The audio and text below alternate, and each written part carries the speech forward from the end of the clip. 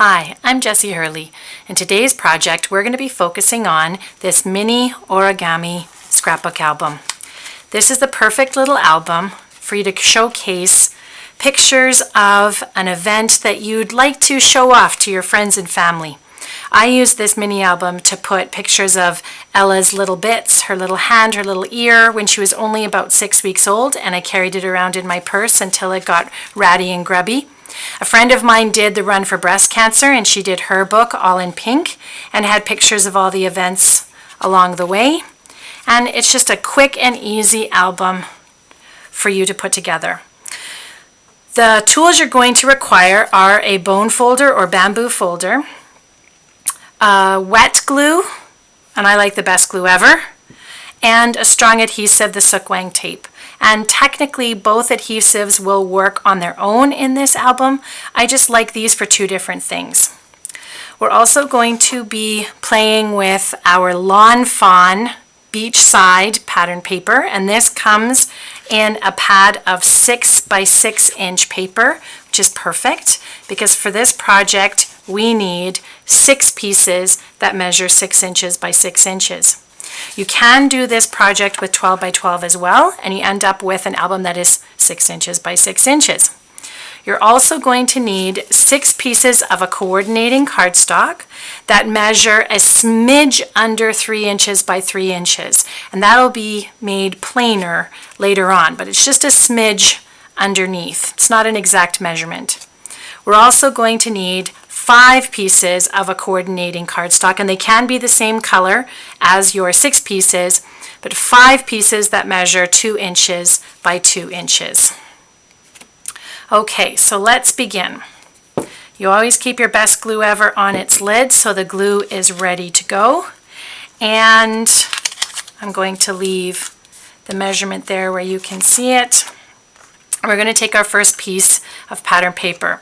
Now I'm going to fold this with my pattern facing down. If you have a double-sided paper, it's not going to matter, but you do want your good side to be facing away from you. We're going to do just a straight fold in half, right down the center, and then we're going to open it back up and do a traditional cupboard fold, bringing that edge to that center fold line that you just made. You can open him back up. I'm going to turn her around and do exactly the same thing on the other side so that I have my traditional cupboard fold. Once we have those in, we're going to turn the paper 90 degrees, so this is where it was originally, 90 degrees, and repeat the process. We're going to fold it in half, and I'm using my bone folder, my bamboo folder, to just get a better crease. Fold into the center with that traditional cupboard fold. The same on the other side. So you will end up with 4 squares across and 4 squares down. And I realize you can't see that in the video, so I have just done that here on this paper, but then drew in the graph line so you could see, because for the next step we're going to take this point, each of the 4 points, and we're going to draw them into that center point that we made with all our folds, and we can open it back up so that we can see all the other corners into that center fold.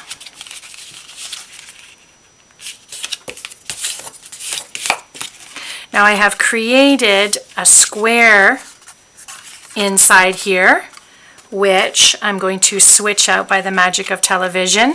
So I still have my other creases, but this is now that square that I just made in the last step.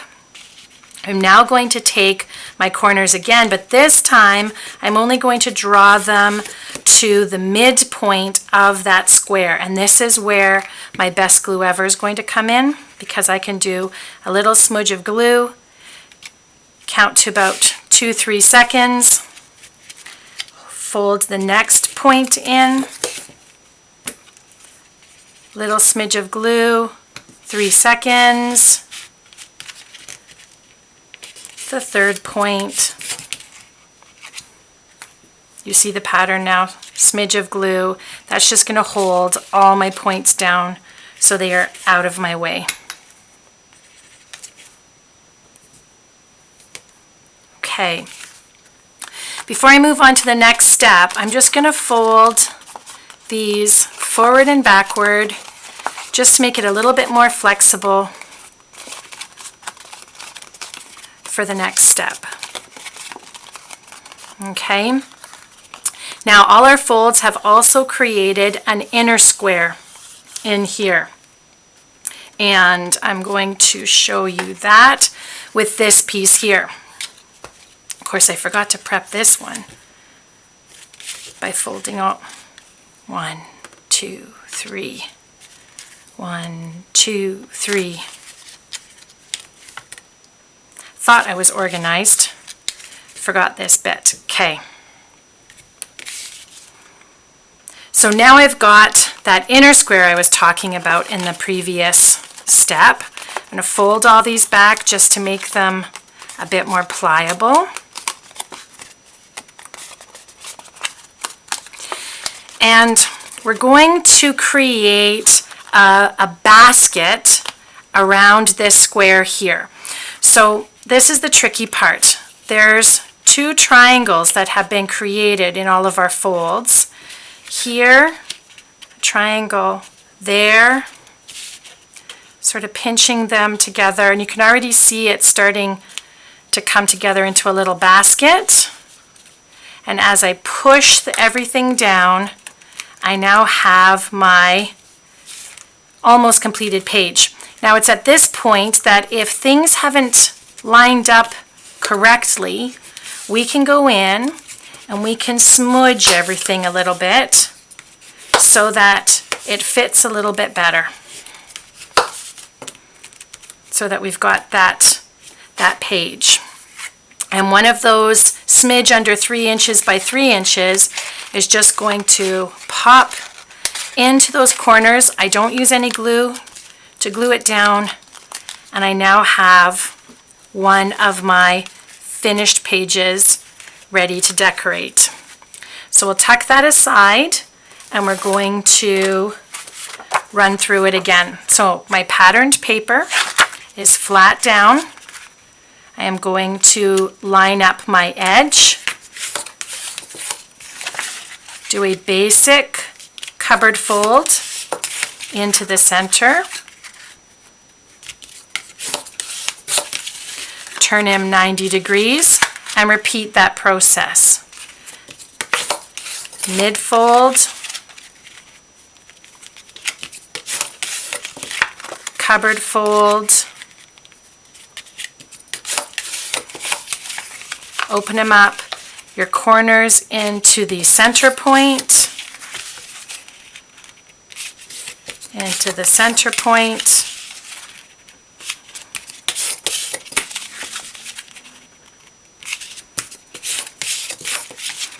and then the corner back again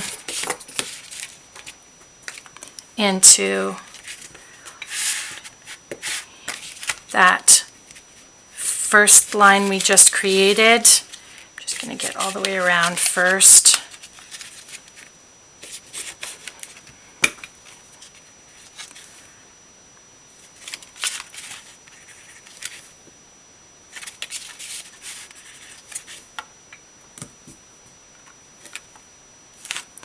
And then fold this back and forth for a bit more flexibility. Now if your paper, this Lawn Fawn paper is of awesome quality.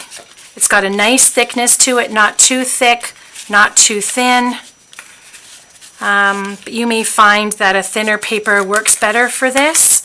I know I definitely stay away from the really thick papers because the folding after you've done 6 pages can start to hurt your fingers.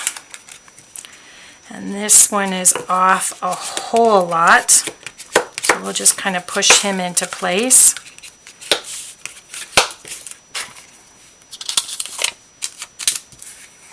Take another one of those white guys. Tuck him into the corners. There's 2. Let's go back to our original pieces and finish them off, because we need 6 pages. And again, you can go with more pages, you can go with less pages. I really like 6 for my projects.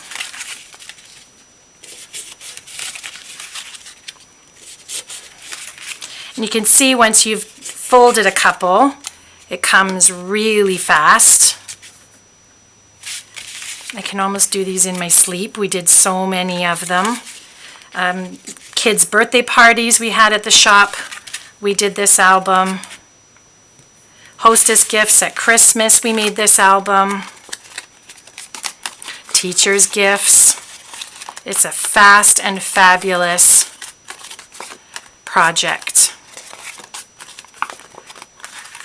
Find that little square basket in the center. This is the trickiest part of the whole book, is finding that square and pushing those triangles in. But once you've got him, fiddle-faddle that corner into place.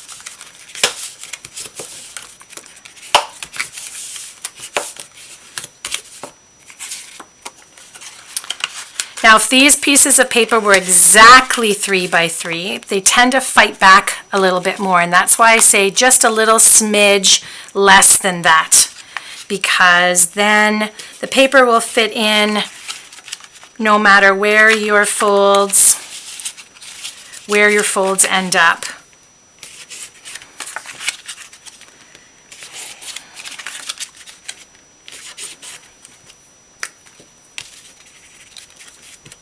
Oh, he's way off.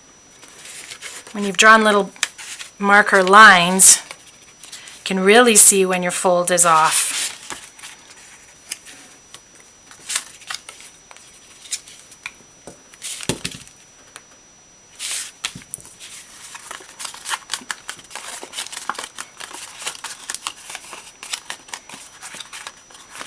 There's that basket.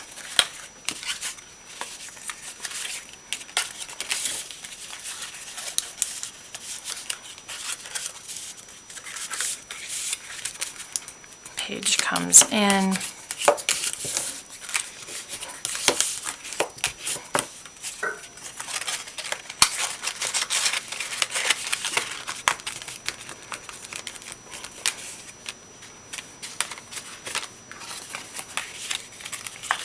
And last but not least,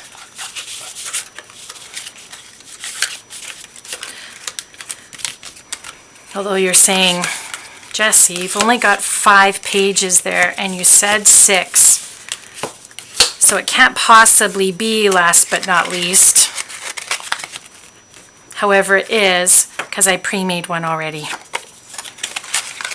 There we go. In he gets. Okay.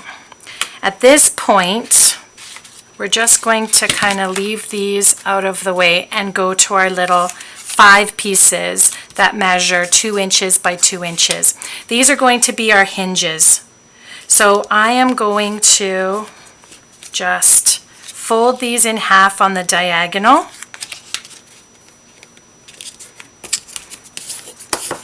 Crease them with your bone folder if you would like to have a nice crisp crease. Or if your fingers are starting to hurt from all the creasing that we're doing.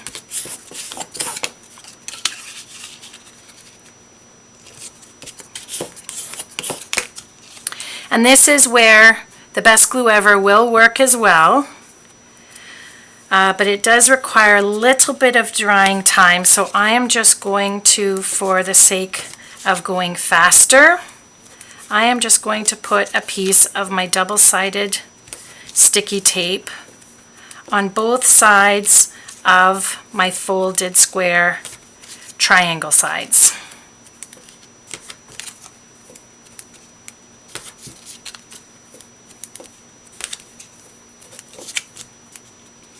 Okay.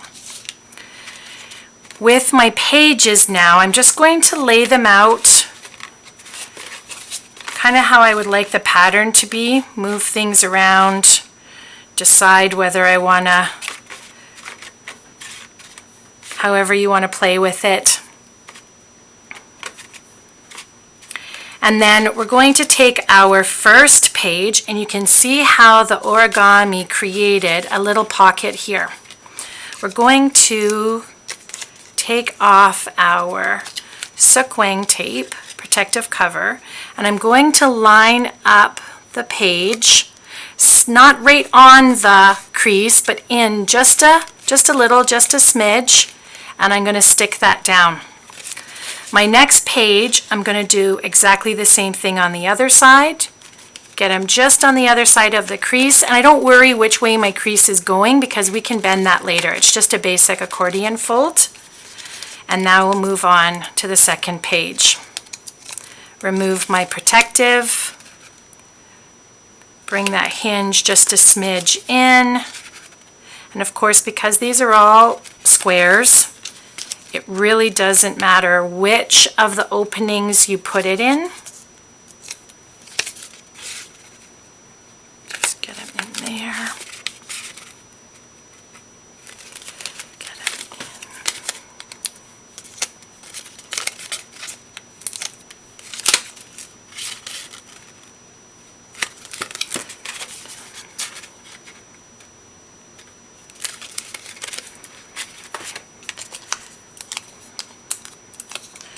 the last hinge tucked in.